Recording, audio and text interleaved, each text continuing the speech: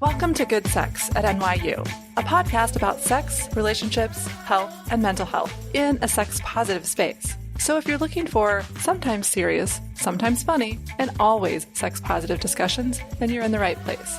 I'm Danielle Elliman, Associate Director of Sexual and Relationship Respect Services at Counseling and Wellness Services. I use she, her pronouns. And I am April Fellers, a nurse and sexual health educator at the Student Health Center. I also use she, her pronouns. We are two white, cisgender, heterosexual, female-identifying clinicians, one with a medical background and the other with mental health experience, who seek to create a space that is inclusive of all identities, backgrounds, and perspectives.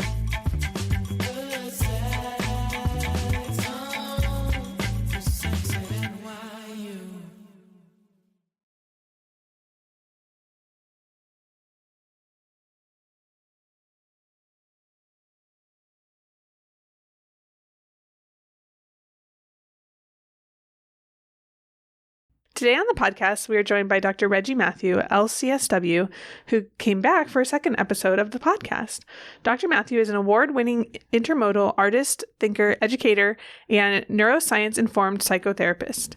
Dr. Mathew is a senior clinical social worker at the Counseling and Wellness Division of the NYU Student Health Center.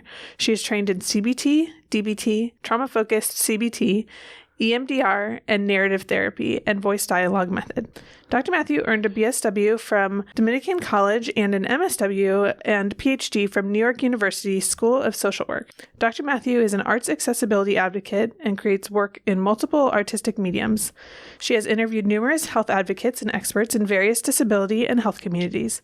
She's an assistant professor at the NYU Silver School of Social Work, where she teaches DBT, CBT, positive psychology, mindfulness, and interpersonal psychotherapy. I feel like we could spend a whole podcast just on all of the things that you do and all of the different modalities that you have gone through. You have such a rich background, so impressive. So I could ask you like a ton of questions about all of that. But today our topic is going to be on making sex accessible for everyone. I'm so glad that you could join us and talk to us about this really important topic. I know that you're a health advocate, and I wonder if you can just share a little bit more, firstly, about how you have engaged in this work and how folks can advocate for themselves when engaging in different healthcare systems and settings. So first, I want to share with the audience, I am a person with a disability. So I have a neuromuscular disability and I'm a chair user. I use a motorized chair to move through the world. So this has been a lifelong disability. To be who I am, I've always had to be an advocate with the healthcare system throughout my life. So it's something that I know firsthand as a person with a disability. And then as I became a clinician and an advocate, I developed my thinking on issues about access. So the first thing I want to say is that when you think of the disability community, it's 1 in 4 throughout the world, the statistic, live with a disability. So it's a considerable majority. And the other thing I wanted to say is before we talk about disability, I first want to talk about the ways that we're all the same. That in our previous podcast, we talked about humans are feeling creatures. If we all feel, then we all feel the same needs. We feel longings, desires, hopes, fantasies, and that sex is for everybody and body type. Yeah. So it's really important for me to also note the ways that we're the same. And this is one meaningful topic, that we're all the same. We have the same needs, the same longings, and the same desires. And the diversity in the body doesn't change that. Yeah, I'm so glad that you brought that point up because I think it is really important to focus on what we have in common, what we share. I think in our world today, it feels like we're really focused on the way that we're different. And so I really appreciate centering that in this space, that this is how we're all really important, that belonging, that sense of pleasure, the sense of relationally what we need is so important to be able to focus on how do we agree? How do we connect? So thank you for bringing that up. I think it's also important to name that when you talk about 1 in 4 people having a disability, that range is so wide, right? You know, it can be physical, intellectual, many different types of disability, and no one person with a disability is the exact same as somebody else. And so I think that is important to name, that, you know, the conversation that we're going to have today, you can speak from your personal perspective and perspective of people that you have worked with or advocated for and those kinds of things. But we are not going to be able to talk about the full range of disability because everybody is so different and everybody's experiences are so different. Yeah. Thank you, April. Absolutely. The disability community is incredibly broad. So we want to acknowledge that. So one way I like to think about it is, in the world of counseling and healthcare, we talk about cultural humility, but I want to put out the idea of disability humility, that it's really important that, again, not seeing it as a deficit, that this person has moved through the world in their body. So they're bringing a sense of expertise, problem solving, a way of moving through the world. So that's the first thing, to being curious with disability humility, to say, how does this person move through the world in their body? So that's another thing that we can do to not only just cultural humility, but disability humility. I think that's a good perspective to keep in mind as well, thinking about sex and the way that people approach sex and how they're moving through the world and interacting with other individuals in a romantic relationship and sexual relationships. I'm wondering if you could talk about some of the different ways that disability could impact someone's sexuality in their sexual life. So the first thing I want to address is ableism. We rarely see representations of people with disabilities engaging in a full journey of relationships and sex and sexual exploration. And what a loss that is to all of us, because we don't get to see these people as full people and to see representations. And also it affects all of what's called our collective imagination. So that's the first thing I want to say. The second thing I want to say is that disabled people, whatever disability, get married, have kids, partner, go on dates, have breakups, just like anyone else. But since we don't see that representation in mainstream media, it's not part of our collective imagination. So what you're saying is the most important thing is that our feelings unite us. We're all sexual beings. We all have those same innate desires. But then our process may be different based on what we need. Depending on the disability we have, we may be facing fatigue, or there may be mobility issues, or we may have issues with pain, or let's say there's a psychiatric condition where we're on medication and there's a certain time of day. So again, that doesn't feel different to me. Even able-bodied people have needs. So again, what's really important for me in this conversation is to say when it comes to this issue, we have more in common than different. We all have needs. We need to communicate. We have vulnerabilities. We have preferences, and we have the same needs. That's really important because then everyone can feel that this part of their identity is something they're entitled to and a journey that they can go on in a safe way, in a way that fits with their values and their vision for themselves as a person in the world. When we think about the challenges that we all face when it comes to relationships, can you share with us if there's anything in particular that would be helpful to sort of name for people who do have disabilities, like some of the challenges that they might experience when it comes to sex and relationships? Well, again, when you think of media representation, it's such a narrow representation of someone meeting someone at a party and then going back and hooking up. And it's spontaneous. And let's look at the flaw in that. All communities, not only this, but you may need to plan time with a partner. You may need to schedule it. You may need to talk out sort of the details of what would be joyful or enjoyable or pleasurable. Also, the narrow depiction of pleasure. There's a spectrum of pleasure. There's a spectrum of erogenous zones.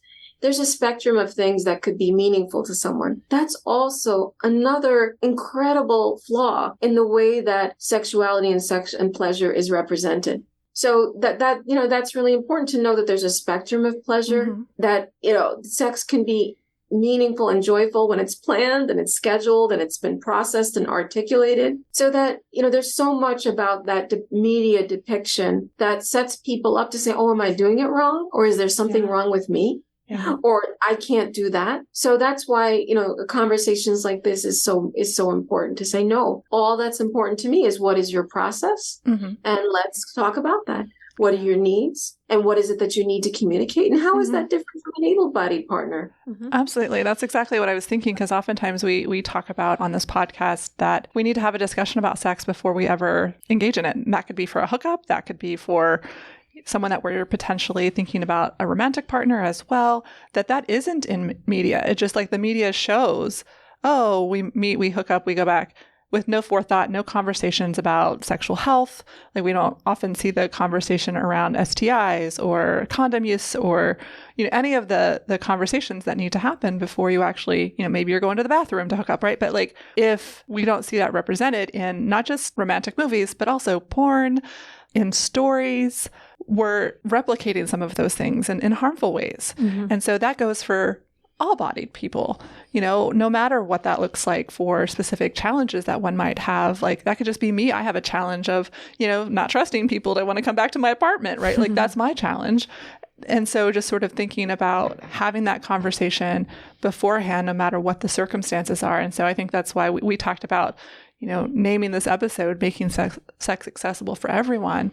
And I think that these are a lot of tools and strategies and challenges that everyone experiences. And also the other thing is that disability does not change your need to express and explore your sexuality. Right. That in itself is another flaw. I would say that, how we talk a lot of times at the clinic about internalized homophobia, there's internalized ableism as well. One thing I find a lot is when I meet people at this age is, did they have the proper inclusive sex education from wherever they came from? And most of the time, the answer is no.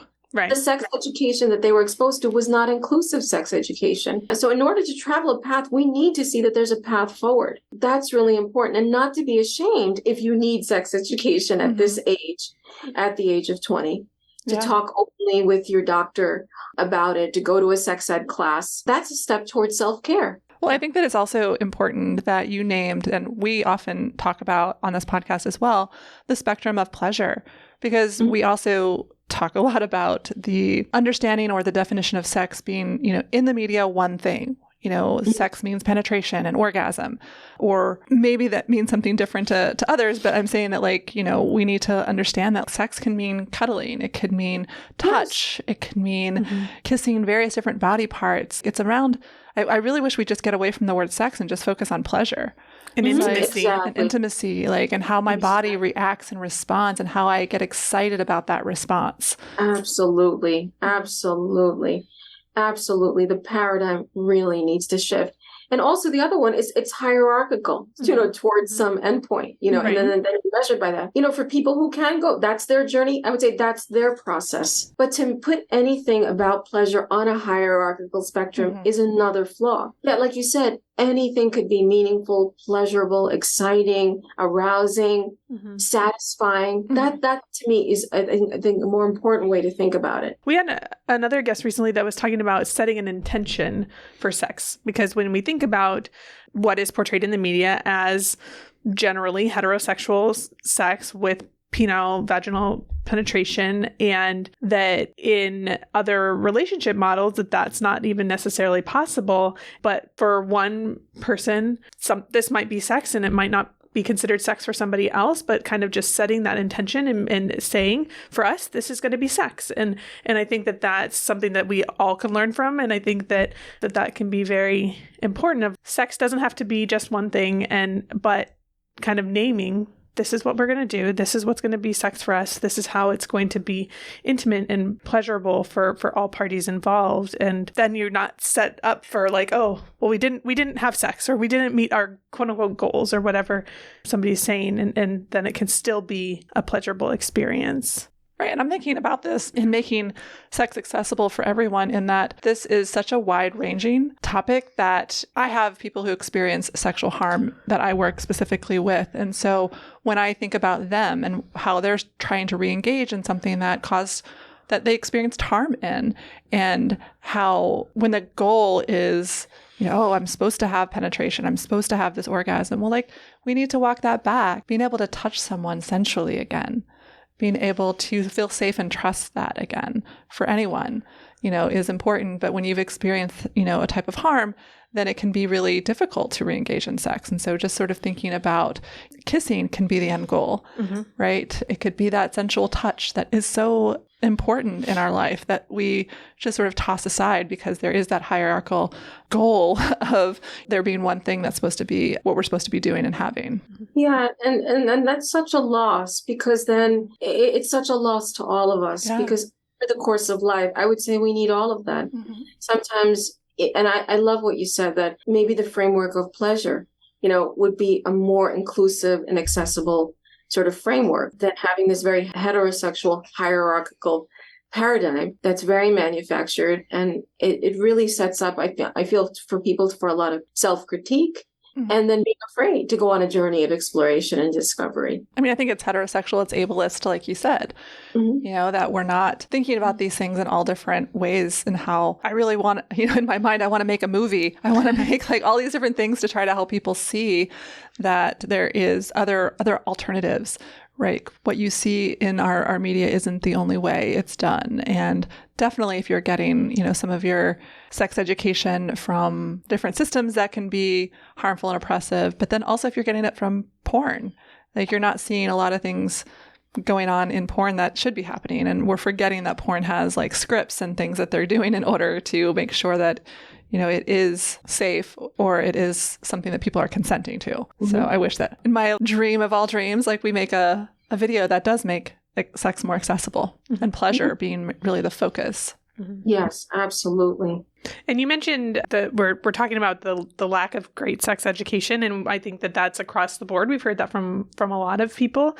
But I'm curious if you have any resources that you know of for people with disabilities who are seeking better information or support about sex and relationships that's applicable to them, I guess. Yeah, applicable to them. I would say that there's what's exciting about the present day 2023 is that many organizations are actually creating a space where they talk about this. So, for example, at the Christopher Reeve Foundation, they have online webinars on sex and dating in a wheelchair and all levels, whether you're a paraplegic to a quadriplegic.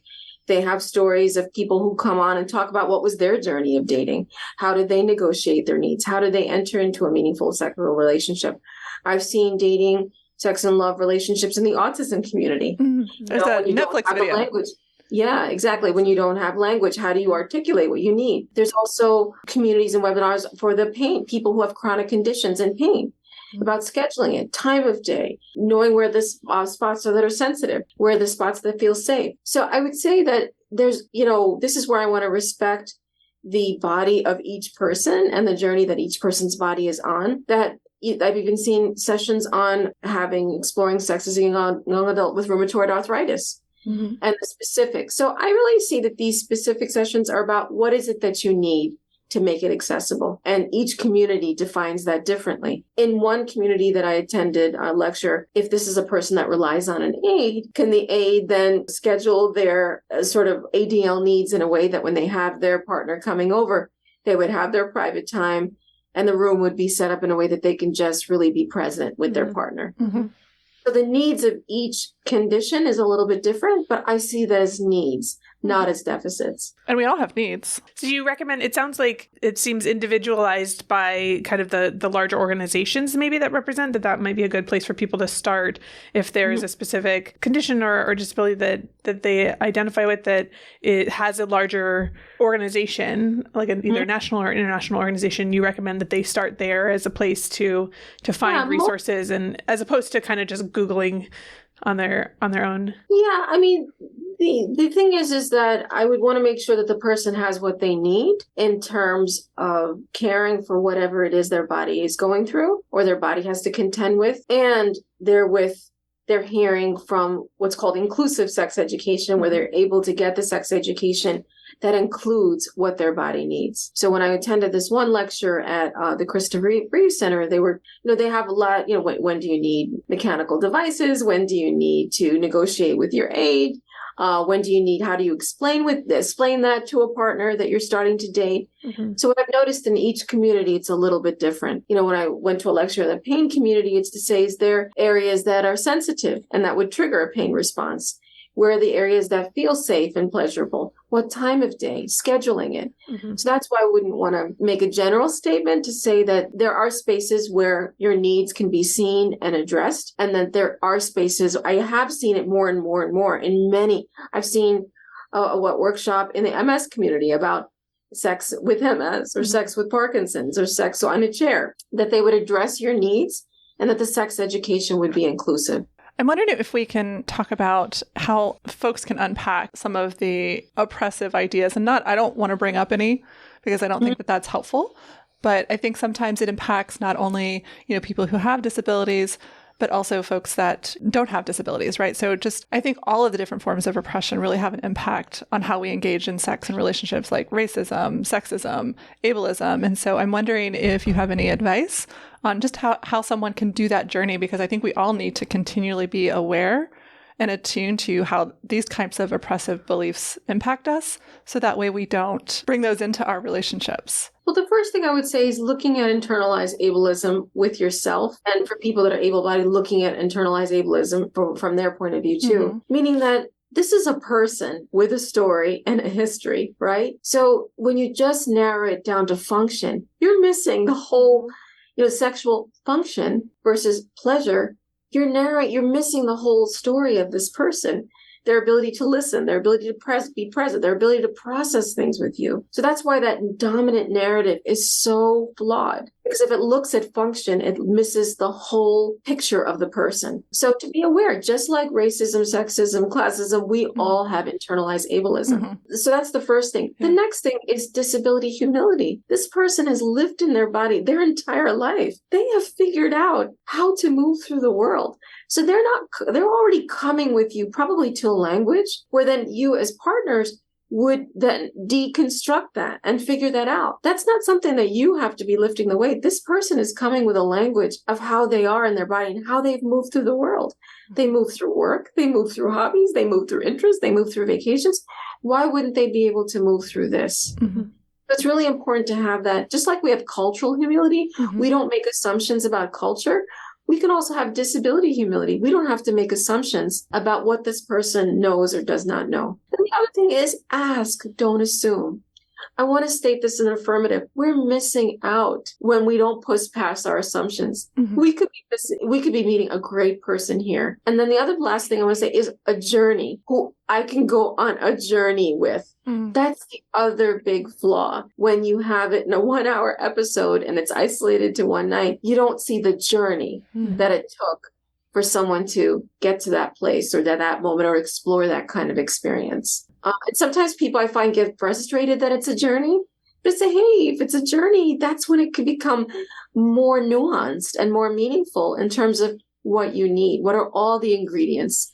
And lastly, I love what you have been restating here, reframing this as a journey of exploring pleasure, which is accessible to everyone. Yeah, I think that's the goal, right? Accessibility for everyone. Are there ways that we can create a more inclusive and sex positive environment for people with disabilities? I think definitely lectures, inclusive sex education. I think even framing it in terms of accessibility, that's really important, that it's accessible to everyone. And then sort of when you do run these spaces, to dismantling all of this hierarchical norm thinking. There isn't anything. Even when you look at people who've been together for a long time over the stages of life and you ask them about their sex lives, there's been many chapters of it, right? Many stages, many moments. So that's more of, I would say, a more accurate journey of the human journey of sexuality over the lifespan. I would say spaces where you basically frame the word that this is accessible and it's accessible to you. And partnering also with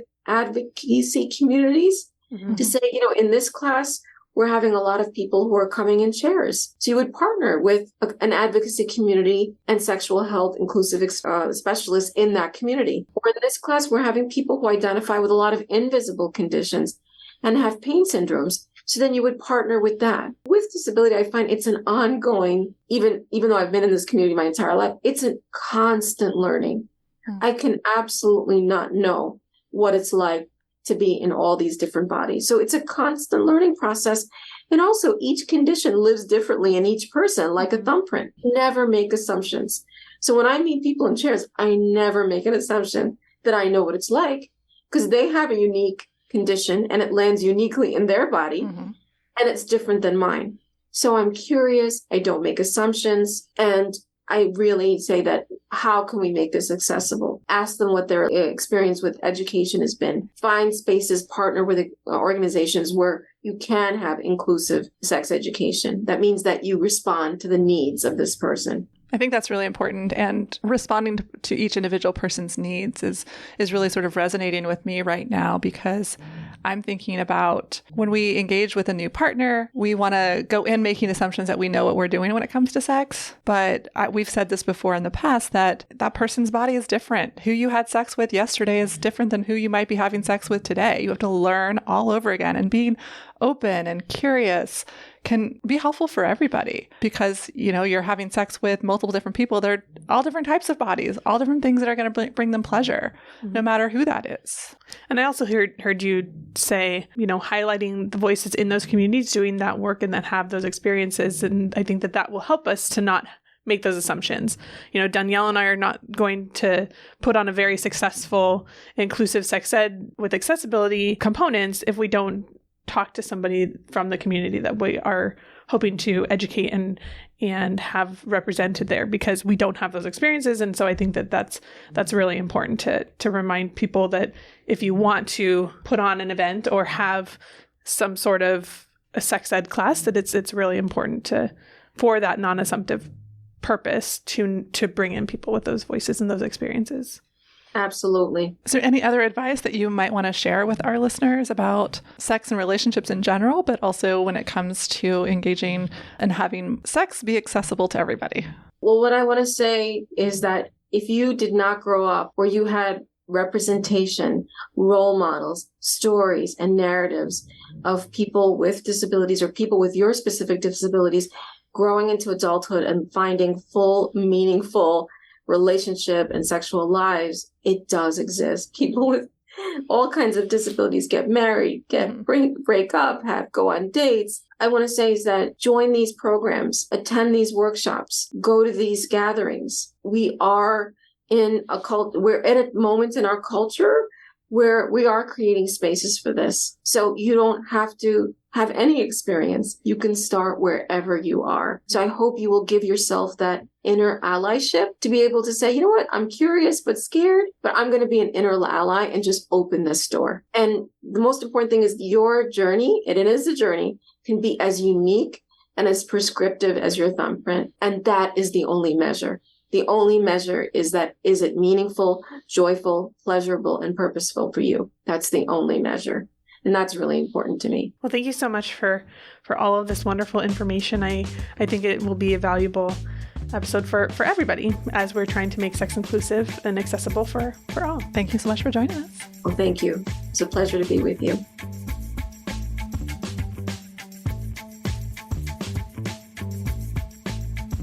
If you have questions about the podcast or anything we talked about today, please feel free to reach out to us at goodsex.podcast@nyu.edu. This email address is monitored during business hours and may take 3 to 4 days for follow-up. We are definitely open to critical and thoughtful feedback, as we didn't cover everything in this episode and might have said something that was inaccurate or that had a negative impact on someone. If you have questions about your sexual health and are an NYU student, you can connect with our Student Health Center sex expert at sexpert@nyu.edu or schedule an appointment through the Student Health Center portal. Look at our show notes for additional information and resources, including organizations, articles, books, and videos. If you have urgent mental health concerns, safety issues, or you are worried that someone might have caused harm to you, or that you might have caused harm to someone, then you can contact NYU's Confidential Wellness Exchange at 212-443-9999. Chat with them using their mobile app or email them at wellness.exchange@nyu.edu. For anyone, NYU or non-NYU listeners, you can call the National Sexual Assault Hotline at 1-800-656-4673, the National Domestic Violence Hotline at 1-800-799-7233, or the National Mental Health Hotline. Simply dial 988 from anywhere in the U.S. Thanks for listening, and tune in to our next episode where we continue to talk about good sex at NYU. Subscribe to the podcast to hear all of our quickies and interviews with NYU community members. Thanks to our content contributors for this episode, Bernadette Kerr, Alyssa LaFosse, Dr. Dominic Baini-Amisa, Zoe Raguzios, and to our health promotion team, Anna Genova, Jenny Mellum, Parade Stone, and Arna Dixit, and to Gotham Studios and Karen Ortman.